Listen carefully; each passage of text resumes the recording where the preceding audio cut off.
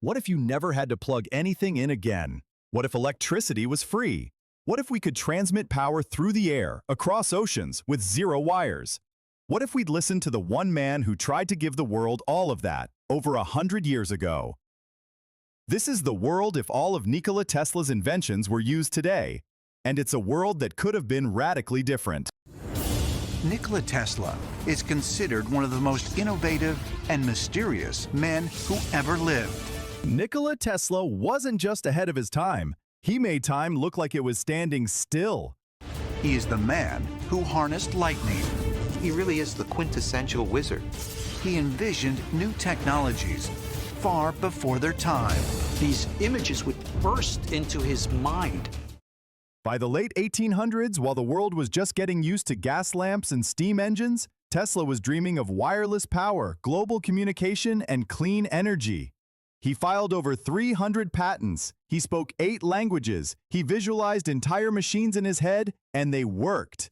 He gave us alternating current, AC electricity, which powers the world today. But the real revolution, the one he never finished, was just beginning. Tesla believed energy should be abundant and free, a human right, not a commodity. His boldest idea, the wireless transmission of electricity. No wires, no batteries, just towers that broadcast energy, like Wi-Fi, for lights, machines, cities, and even aircraft to draw from. At Wardenclyffe, a massive tower Tesla built on Long Island in 1901, he aimed to turn that vision into reality. Funded by J.P. Morgan, Tesla began constructing what he believed would be the first node in a global wireless power network. He called it the World Wireless System. But when Morgan realized Tesla wasn't trying to meter or monetize this power, he was trying to give it away, he shut it all down. Tesla's funding vanished, the tower was dismantled, the future unplugged. So, what if it had worked? Imagine a world today where there are no power cords, no phone chargers, no grid failures. Every device, every car, building, robot is powered invisibly from towers scattered around the world. No wires on telephone poles, no need to install outlets. You walk into a room and your devices instantly charge themselves. Even remote villages have power. No need for infrastructure, dams, or coal plants. Think about it.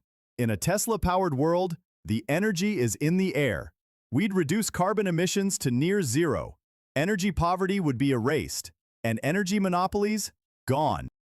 Tesla didn't just predict the wireless transmission of power, he also predicted the wireless transmission of information. Prescient interview in 1926, famed inventor and futurist Nikola Tesla described his view of a wireless phone. "A man will be able to carry one in his vest pocket," he said. "We shall be able to communicate with one another instantly, to witness and hear events, the inauguration of a president, the playing of a World Series game, or the terror of a battle, just as though we were present." In 1908, he said, "When wireless is perfectly applied, the whole Earth will be converted into a huge brain.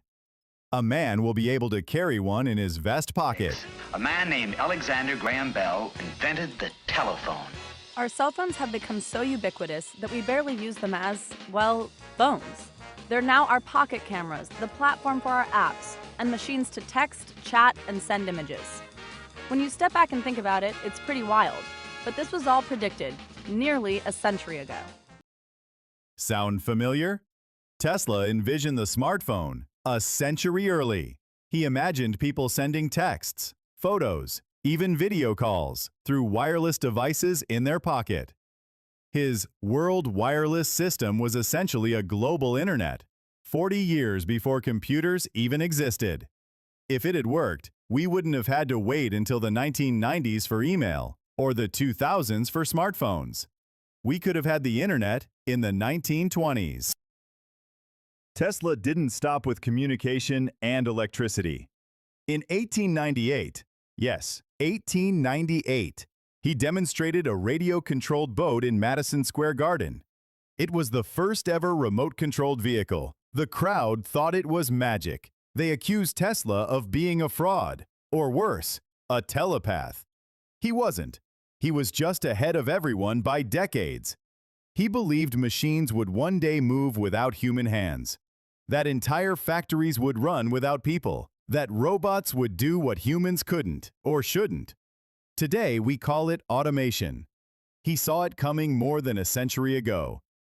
Tesla hated internal combustion engines. He called them wasteful, inefficient, and outdated. He believed flight should be powered not by fuel, but by energy pulled directly from the environment. He claimed to design a vertical takeoff aircraft with no wings, using a mysterious power source he never fully revealed.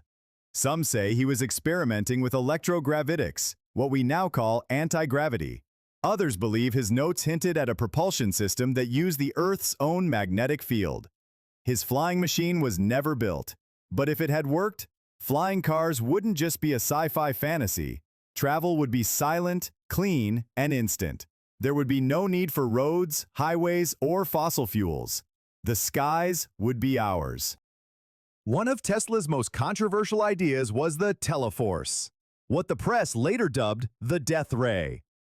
He described it as a particle beam weapon that could destroy aircraft from 200 miles away. Not a bomb, not a laser, a beam of ionized particles moving faster than sound.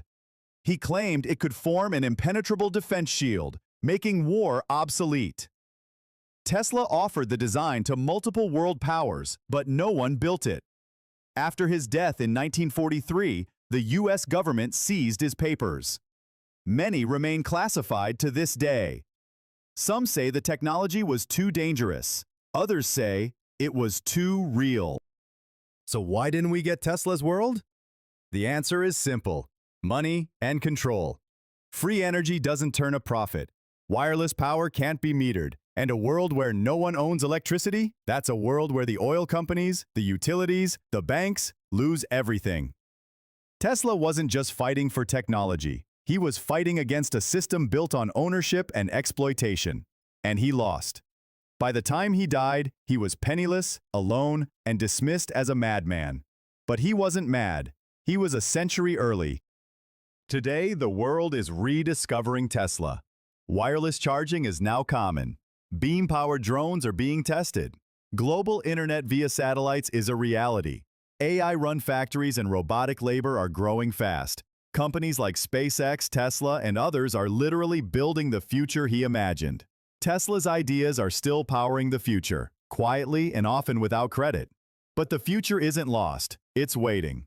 Waiting for us to stop chasing profit and start chasing possibility. He saw the future before we even knew how to dream it. He tried to give it to us for free. And now, maybe, just maybe, it's not too late to listen.